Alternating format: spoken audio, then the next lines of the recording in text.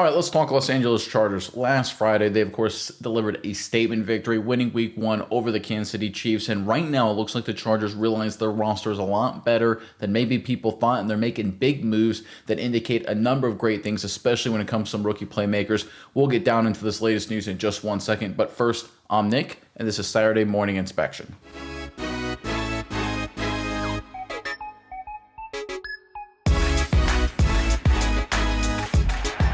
All right, the Los Angeles Chargers obviously delivered a massive Week 1 victory over the Kansas City Chiefs. And it's not just that they beat the Chiefs. It beat the Chiefs in a neutral location. They were just better than Kansas City. Better on offense, better on defense, better on special teams. Young guys, veterans, physical, more disciplined. The Chargers were just better than Kansas City, which obviously is a great sign for them going forward. A big part of that victory was, of course, young running back Omarion Hampton, who did a lot of great things for the Chargers. We did a film review on Hampton's performance. If you haven't seen it, we recommend you check it out. It's on our YouTube channel. It's also on X, so if you want to go over to that platform and check it out there, it's also available for you guys. But Hampton had a really good day. Not a lot of highlight plays, not a lot of, like, wow, 90-yard runs or anything like that, but just good, solid, fundamental football. And he earned a lot of trust from the Chargers. And with that trust, paired with the rest of the team's performance, and now the reality in the AFC West, that they've got a great chance to win that division and maybe be a top seed in the AFC, the Chargers are making some moves to kind of put this roster in a better position. And that's one of the things good teams do week 1 to week 2 and over the course of the season. As they get data, as they get inputs, they make decisions to the roster to position their team in a better spot. Let's get into the reports here, then we'll get into the data on the other side. This first report is a post on X via Mike Garofalo, the veteran NFL reporter. He said the Chargers signed linebacker Kenai Mauga to the practice squad and released running back Nyheim Hines from the practice squad. Yahoo Sports has a more in-depth report here. He says the signing of Mauga gives the Bolts a plug-and-play depth piece with positional versatility. So before I go any deeper, just to get a little sidebar on sports media, one of the problems right now, just to get on a little, pedestal, the sports writing has gone completely downhill. I mean, this was actually how it was published. They literally wrote and published online the signing of Mauga signing. What the heck is this, right? We got to clean up something. What happened to the Peter Kings, the good sports writers, the Rick Rileys, whether you agreed with them or not? And I did not like Rick Riley in terms of his opinions, and I thought Peter King was 50-50. They at least wrote well. I mean, this is just bad. But anyway, let's get into the news. The 25-year-old linebacker has appeared in 17 NFL games across 2 seasons and logged a sack during his 2024 campaign. He also performed well in the 2025 preseasons with 8 tackles and a pass deflection. In a corresponding move, the release of Nyheim Hines cleared one of the Chargers' 6 veteran practice squad slots. Hines, who missed the previous 2 seasons due to an ACL injury, struggled to make a meaningful impact during the 2025 preseason. His departure reflects the team's shift towards a more power-oriented backfield led by rookie Omarion Hampton and veteran Najee Harris. With both the Chargers and Raiders entering Monday night's matchup at 1-0, this move reflects early season roster agility under head coach Jim Harbaugh. Mauga could be elevated for game day duty if linebacker depth remains thin, providing defensive support in what could be a tone-setting divisional class, the first of 2 meetings between the rivals this season. All right, so I think there's a lot to unpack here, but to understand what the Chargers let go with Nyheim Hines. Hines is one of these guys that's the classic veteran you keep on the practice squad. He's lost a couple steps, but he can do all the little things. He's played for a good team, right? He famously played for the Buffalo Bills. He can return kicks. He did that with Buffalo. He can line up in the backfield as a runner and get the handoff and do okay. He'll fall forward. He won't totally screw you, right? He can pass protect okay. He can catch the ball in the backfield. He's just a nice safety reassurance as a roster spot that you have as a team if you just run out of guys, you got to throw somebody out there and say, listen, we'd rather have him than nobody, right? And he's the guy you keep on the practice squad when you have a rookie and a new veteran running back in Najee Harris, but really the rookie in Omarion Hampton, if you don't know what you have, right? You may have him during training camp and preseason, but you want to see what he does during the regular season. And after Hampton's week 1 performance, the Chargers clearly believe, they're blown away. They're impressed by this rookie across the board to a man. And they're saying, listen, we no longer need an emergency guy. We don't need an emergency running back. We need an emergency linebacker. We need some depth there at the linebacker position.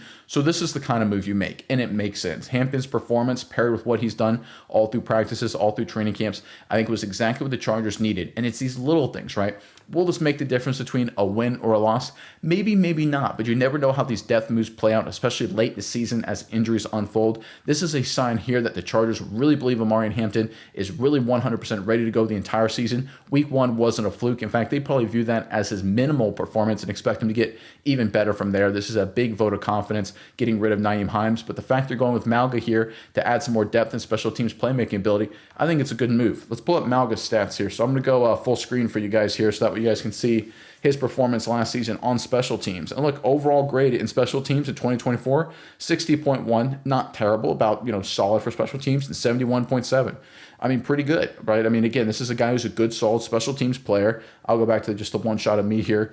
He's a good, solid special teams player. He's nothing special, right? He wouldn't be available if he was some sort of elite special teams ace, but he's just a good practice squad guy that you can call up, right? In today's NFL, the practice squad is having veterans. Well, it's really twofold. It's having young guys to develop. It's having a place to stash undrafted free agents and guys like that you don't have a roster spot for. But number three, it's a place you can put veterans that if you have to call up when emergency strike, he's ready for a few games this season. And Malga's a guy who's played football, right? One of the problems with some teams with their practice squad is they load it completely full of undrafted rookies and guys who have never played, guys with potential. But if you're a playoff contending team, if you're a team with championship aspirations, which the Chargers had coming into the season, and certainly proved they got a good chance to win a championship with their week one performance and their overall roster talent, certainly Justin Herbert being an all-pro caliber quarterback, Harbaugh being an excellent coach, you don't want to stash your practice squad full of guys with no experience. You want to have guys on there that can play. And Malga's a great addition. He can play. He did good things in the preseason. He's played in the regular season game. I mean, to go back to the chart right here, the table, you can see, right, the performance he's had. He's played at Baltimore. They may have to do that. He's played at Kansas City. He's played at Cincinnati. He's gone to Denver. I mean, these are matchups right here for the Los Angeles Chargers that could happen in a big-time moment, like in a playoff kind of atmosphere. You want to have guys that are ready to be called up that have done it before. If you remember the Detroit Lions last year, they had the rash of injuries, and they had to call up guys in the playoffs. A lot of these guys had never played before, right? They were just, hey, listen, you got a lot of talent, you got some potential, we didn't want to cut you, so we put you on the practice squad, and then they elevated them, and they weren't ready. The lights of the postseason were too bright for them. They had never played.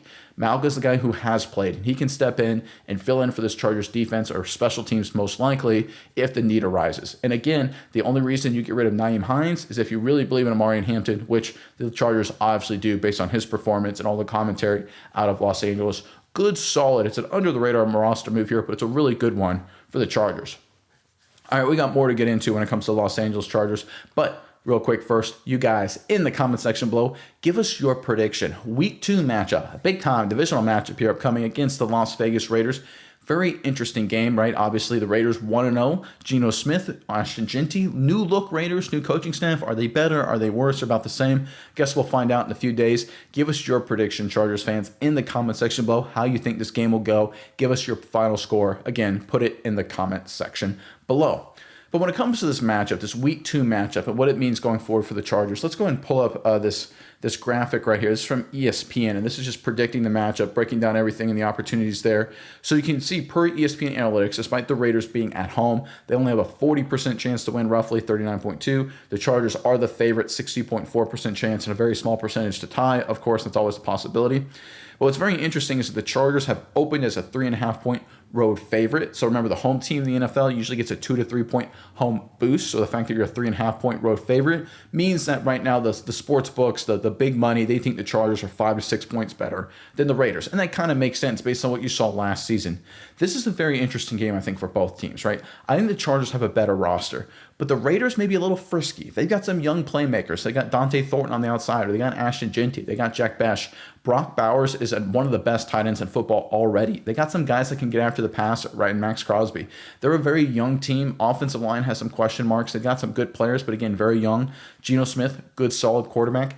This is a kind of a test game. I don't want to say it's an early season challenge for the Chargers because they met that for the Kansas City Chiefs matchup, but this is a whole different kind of mindset. It's like, how can you bounce back from a massive victory, a statement week 1? You have a little bit more rest and relaxation because you played Friday night in Brazil, but again, you're coming back from an international trip. How do you recuperate? How do you get things back in a row? How do you get everyone aligned so you can get ready for a big time primetime matchup? This is going to be a good test for the Chargers. If the Chargers come out and they play well and they kind of control the game like they did against Kansas City and come away with the victory, that's a really good sign. But if the Chargers, if this gets kind of ugly, if this comes maybe a loss, unfortunately if that happens, then some red alarm bells start going off a little bit, because this is a Raiders team that, based on the smart money and based on, I think, most people's opinion, you're just better than. You're a better team, better at quarterback, better at coach, better at offense and defense. You're just a better all-around team than the Chargers are, than the Raiders. Now the Raiders have good players, and I think they're trending in a good direction, but I think the Chargers are just better right now. So this is a very interesting matchup here, and I think this will go a long way to tell us how good the Chargers are, and probably how good the Raiders are as well.